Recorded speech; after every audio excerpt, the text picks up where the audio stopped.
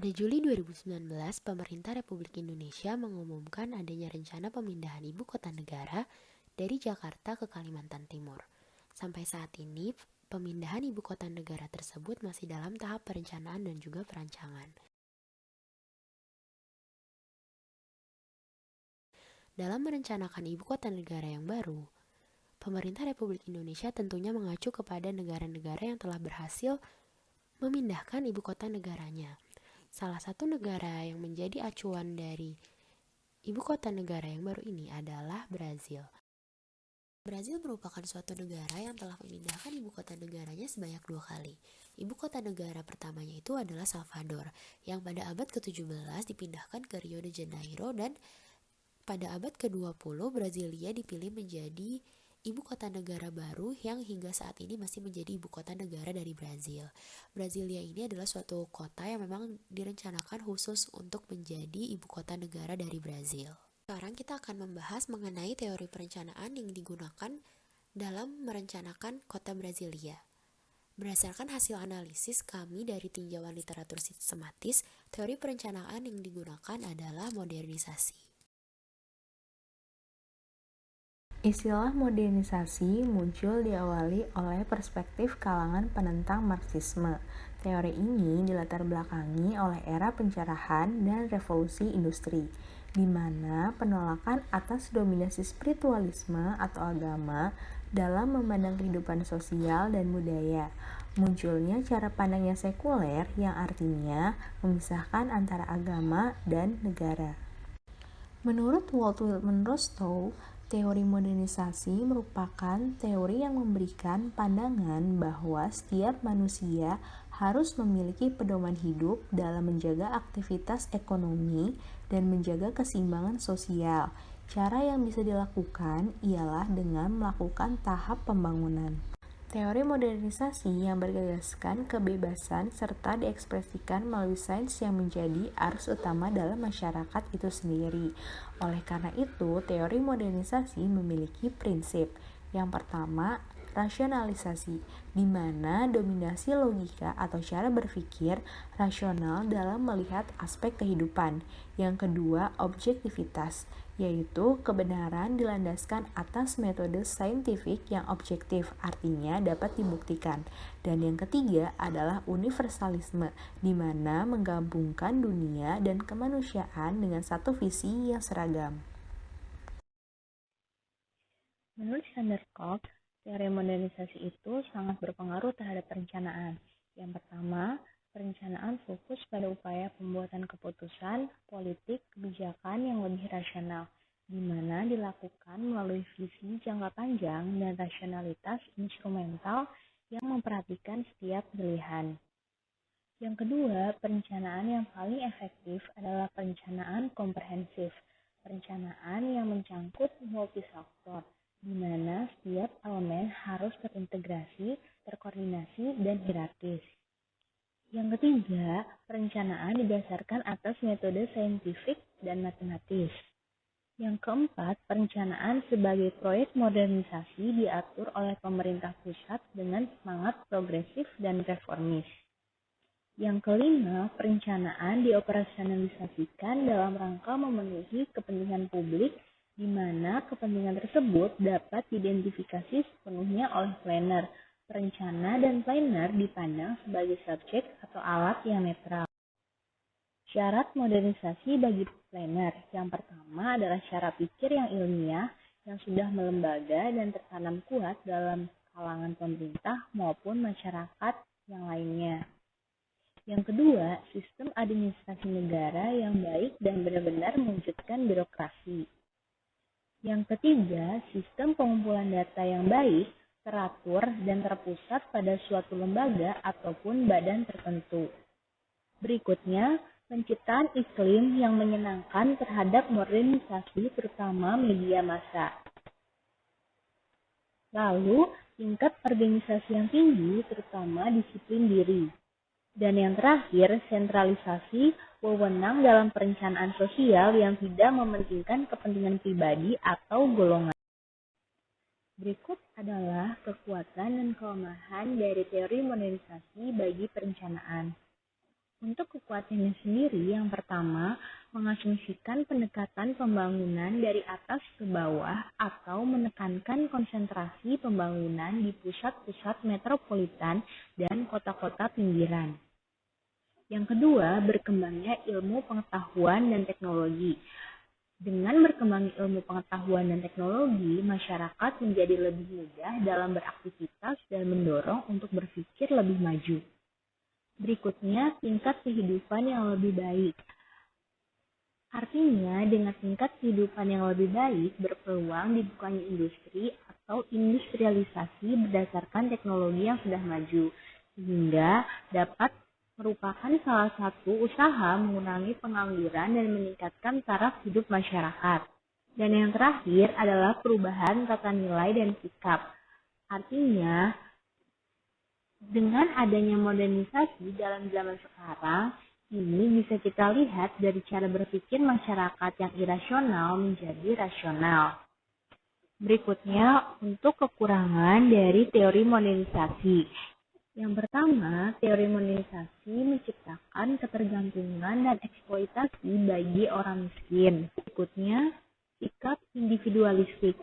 Artinya masyarakat merasa dimudahkan dengan teknologi maju, membuat mereka merasa tidak lagi membutuhkan orang lain dalam beraktivitas. Lalu, pola hidup konsumtif. Dengan adanya penyediaan barang kebutuhan masyarakat yang melimpah, dengan begitu masyarakat mudah tertarik untuk mengonsumsi barang dengan banyak pilihan yang ada. Dan yang terakhir adalah kesenjangan sosial. Dengan kata lain, individu yang dapat terus mengikuti perkembangan zaman memiliki kesenjangan tersendiri terhadap individu yang tidak dapat mengikuti suatu proses modernisasi tersebut. Pada bagian pengenalan kasus, saya akan menjelaskan tentang sejarah perpindahan ibu kota Brazil, di mana sejarah dimulai pada saat Salvador didirikan pada tahun 1549 oleh Gubernur Jenderal pertama Portugis Amerika Selatan, tak lama setelah penjajahan dimulai.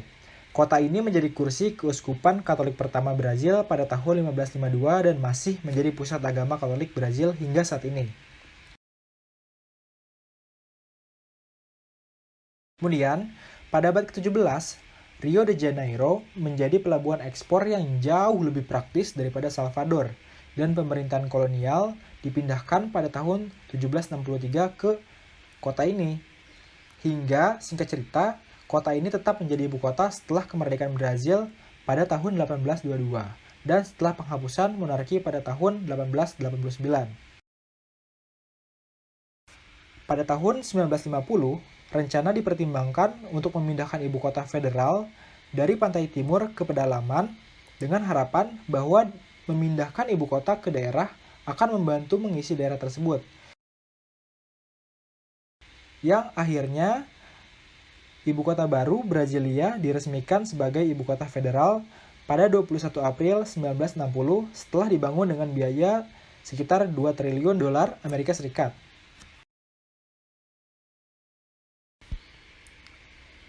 Brazil memiliki ibu kota yang bergerak atau berpindah 2 kali dalam sejarahnya.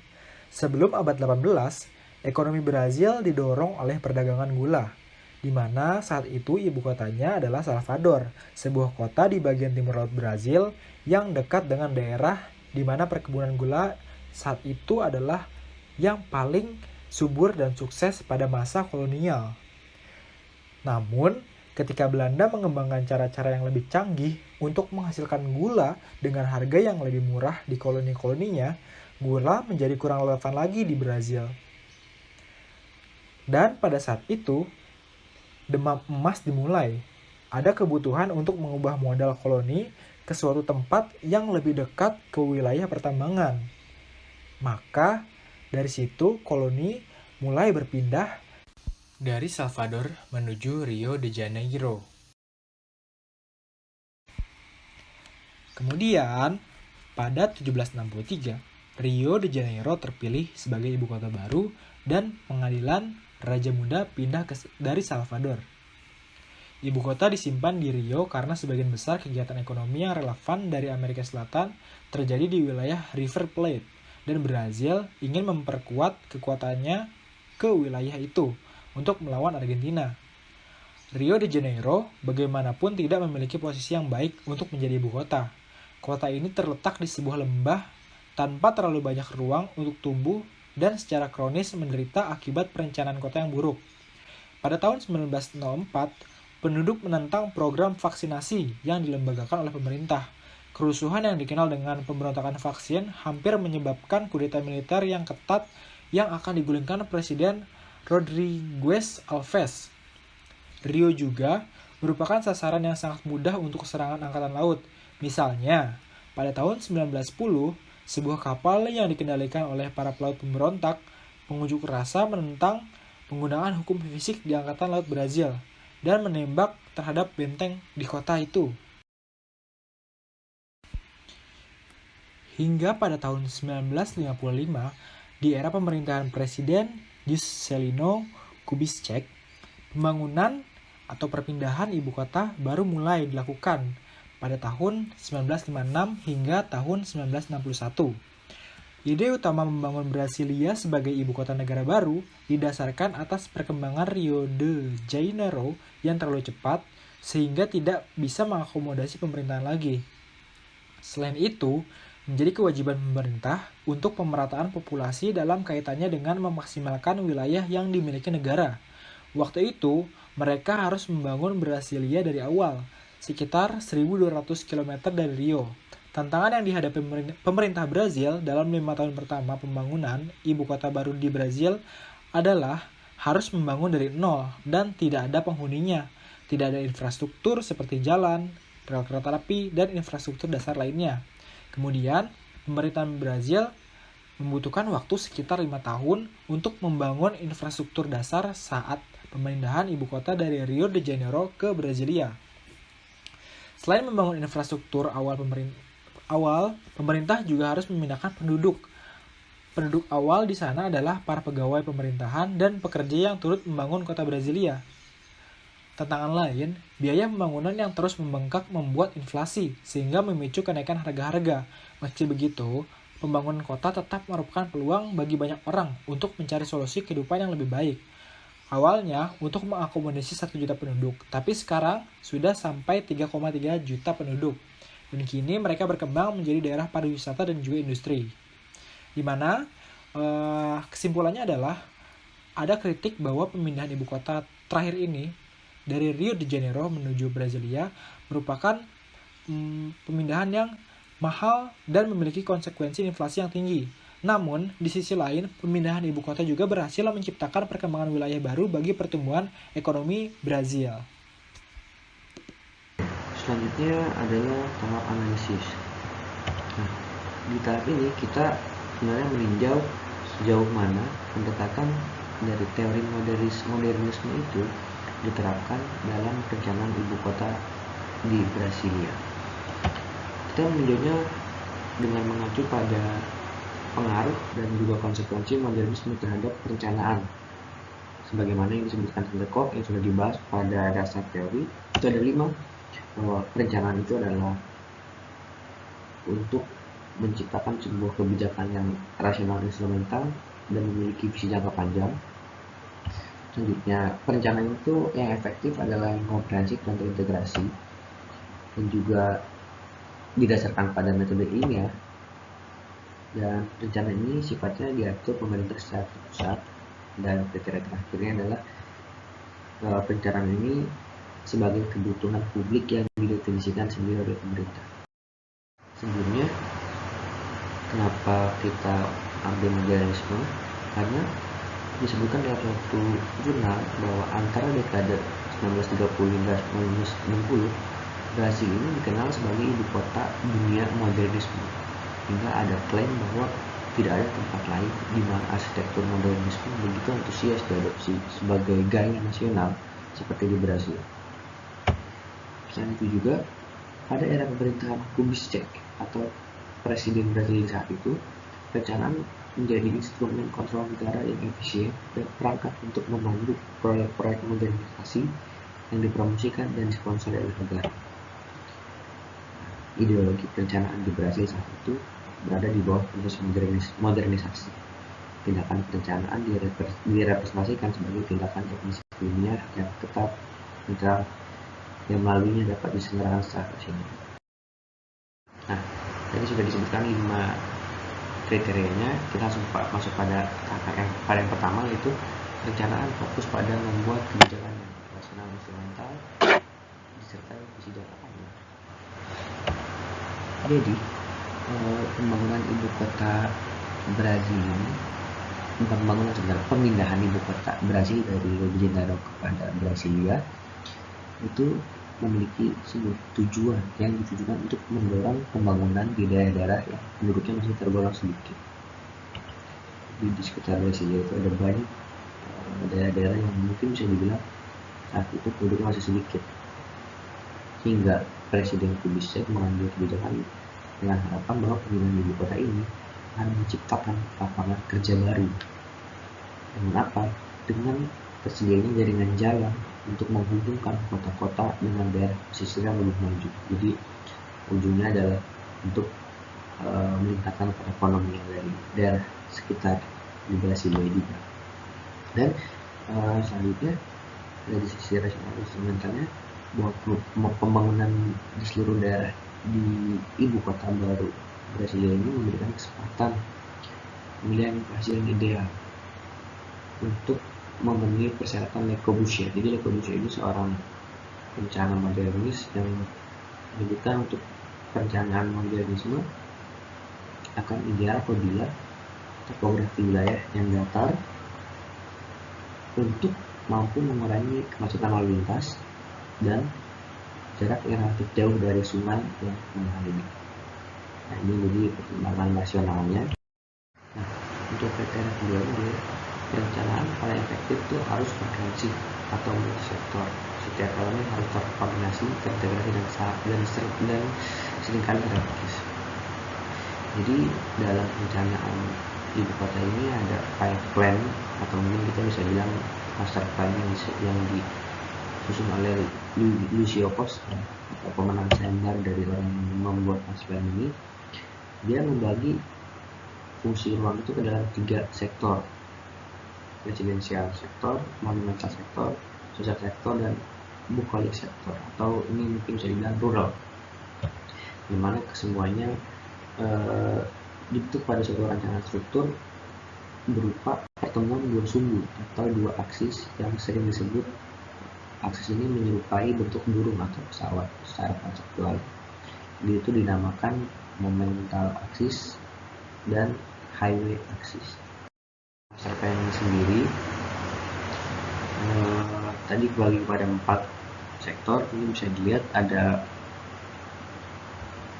residential sektor, itu isinya adalah pembangunan area perumahan sepanjang highway axis. Jadi di highway axis ini dikhususkan untuk pembangunan perumahan. Nah, dan juga di situ ada pengaturan dan penyediaan affordable housing. Dan dari residential sektor ini akomodasi maksimum 500.000 penduduk. Jadi Brasilia ini direncanakan untuk menampung 500.000 penduduk, dan apabila melebihi maka akan dibangunkan kota-kota kecil di sekitarnya. Jadi ada monumental sektor. Monumental sektor itu ada di monumental axis, yaitu pusat pemerintahan, pusat kebudayaan, arena olahraga, perbankan, komersial, dan juga industri kecil. Nah, selanjutnya ada sosial sektor. Ini dari sektor hiburan, yaitu semacam teater, sinema, restoran yang terletak di pertemuan antara 2 aksis. Jadi di antara aksis highway aksis dan juga monumental sektor. Monumental aksis. Selanjutnya ada bucolic sektor. Itu mungkin bisa dilihat yang warna hijau atau rural, taman, RTH, kebun binatang, kawasan lahan perdesaan. Nah, tadi mungkin tidak disebutkan ya dari sisi sosial sektor, sebenarnya sekolah kemana, kebutuhan medis sama kebutuhan ibadah di mana. Nah, jadi di konsep ya master plan Brasilia ini ada konsep namanya super quadra, atau bisa dibilang semacam super block yang berdiri sepanjang highway axis tadi. Jadi super block ini sebenarnya terdiri dari beberapa deret blok perumahan yang bisa dilihat di gambar. Setiap super blok ini memiliki sekolah, sarana ibadah, bahkan kawasan komersil dan pusat kegiatan masyarakatnya sendiri. Jadi di dalam satu kotak ini bisa dibilang terdapat beberapa sarana-sarana yang khusus untuk negara itu sendiri yang berada dalam jarak tempuh nyaman dalam berjalan kaki. Dan setiap blok ini terdiri dari 6 sampai 8 bangunan yang tertata dan di dalamnya terdapat ruang terbuka hijau. Bisa dilihat ini ada bangunan panjang macam apartemen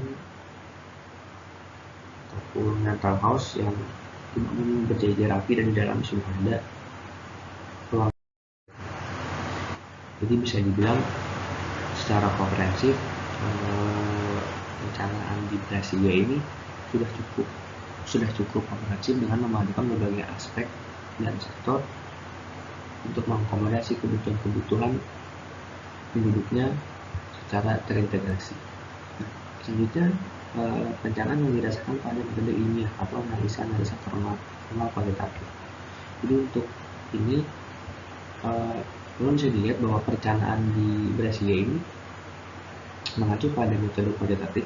Kita bisa lihat di mana bahwa pembangunan kota satelit itu terjadi apabila pertumbuhan penduduk di kota pusat mencapai 500.000 dari waktu ke waktu. Jadi apabila pertumbuhan di kota pusat sudah mencapai 500.000, maka pembangunan kota satelit itu akan digencarkan. Kota satelit sendiri dari pusat kota yang dipromosikan oleh negara dirancang sebagai dormitory cities dengan sebagian besar penduduk yang aktif secara ekonomi tidak di luar. Bisa dilihat gambarnya. Jadi tadi bisa dibilang awalnya rencana pembangunan kota satelit ini direncanakan untuk dalam jangka panjang, dalam artian 20 atau 25 tahun baru dibangun generasi pertama pembangunan kota satelit. Namun ketika melihat pembangunan yang melihat pertumbuhan dulu, ternyata pertumbuhannya cukup signifikan dan cepat. Jadi pembangunan kota satelit ini harus segera. Bisa dilihat ada beberapa kota-kota satelit di sekitar Brasilia yang sudah mulai dikembangkan di tahun-tahun tersebut. Dan baru 10 tahun bisa dilihat bahwa populasinya sudah kurang lebih 1 juta. Padahal di rencana itu sekitar 500.000 itu kurang bisa dipenuhi dalam waktu 20 tahun. Ternyata dalam waktu 10 tahun saja 2 tahun lebih itu sudah hampir 1 juta. Dan ini menyebabkan pembangunan kota satelit di sekitar Brasilia menjadi sangat cepat. Dan metode yang digunakan dalam analisa ini tentunya metode analisa formal kualitatif. Nah, terus selanjutnya ada perencanaan yang diatur oleh pemerintah secara terpusat sebagai representasi dari masyarakat. Bagaimana itu bentuknya dalam perencanaan ini? Ya, jadi untuk mengatur dan mengelola perencanaan Brasilia ini, pemerintah Brasil membentuk suatu perusahaan yang disebut The Urbanization Company of the New Capital of Brazil atau NOPACAP bisa disebut. Fungsi dari NOPACAP ini sebenarnya bertanggung jawab untuk merencanakan dan mengurusi persoalan lokasi, pembangunan konstruksi proyek, mengontrol penggunaan lahan, dan mengadakan kontes nasional untuk masyarakat Brasilia. Jadi orang yang bakal bertanggung jawab terhadap masalah ini diadakan kontes secara nasional dan yang menang akan menjadi plannernya. Juga NOPACAP ini tunduk pada kontrol politik dan administrasi Departemen Pemerintah Federal serta mempertanggungjawabkannya secara hukum. Nah, perusahaan ini memiliki otonomi dari sisi teknis dan administrasi yang besar dan dalam menjalankan berbagai kekuatan. Jadi bisa dilihat bahwa perencanaan ibu kota ini sangat sentralistik sekali, dipegang oleh satu perusahaan yang bertanggung jawab langsung kepada pemerintah yang memiliki otonomi sisi teknis ataupun administrasi yang cukup besar. Maka seperti itu, ada sebuah argumen yang mengatakan bahwa perencanaan sentralistik dan proses pengambilan keputusan melalui elit teknis sangat ditekankan karena dapat mengendalikan siklus perencanaan dan membawa kota-kota di bawah arahan keahlian yang kompeten. Jadi bisa dibilang ya, cukup relevan perencanaan modernisme di Brasil ini dari sisi perencanaan sentralistik. Nah, untuk selanjutnya perencanaan yang dioperasionalisikan sebagai kebutuhan publik yang didefinisikan sendiri oleh pemerintah. Jadi harapannya perencanaan ini merupakan kebutuhan publik yang didefinisikan oleh pemerintah. Nah, ini ada sedikit beberapa contoh yang mungkin agak relevan dengan kondisi itu, bahwa Brasilia ini pada awalnya dikenal sebagai kota yang berorientasi mobil atau car oriented dengan konsep desain modernis. Jadi kebutuhan untuk mobilisasi, ya karena itu pemerintah meluncurkan rencana jalan raya pada tahun 1960 dengan konsep bus struktur tadi yang bertujuan untuk mengintegrasikan sirkulasi, mobilisasi, dan juga distribusi produksi lokal. Jadi dari kebutuhan untuk memobilisasi dan mendistribusikan produk lokal, dibangunlah jalan tadi. Begitu. Ya kurang lebih sudah. Nah, namun ada beberapa keterbatasan teori modernisme dalam perencanaan ibu kota Brasil tadi, di mana mungkin bisa dilihat dari poin pertamanya itu ada pada bagian terakhir tadi, bahwa pembangunan Brasilia tidak dilandaskan pada memahami kebutuhan rakyat, melainkan visi pemerintah dan rencananya mencerminkan ketidakkonsistenan.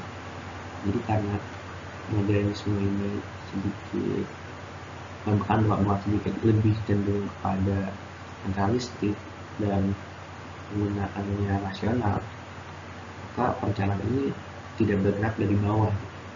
Jadi tidak begitu mencerminkan kebutuhan masyarakatnya, begitu. Dan sangat dikendalikan oleh pemerintah, tidak begitu dilepas pada kekuatan pasar.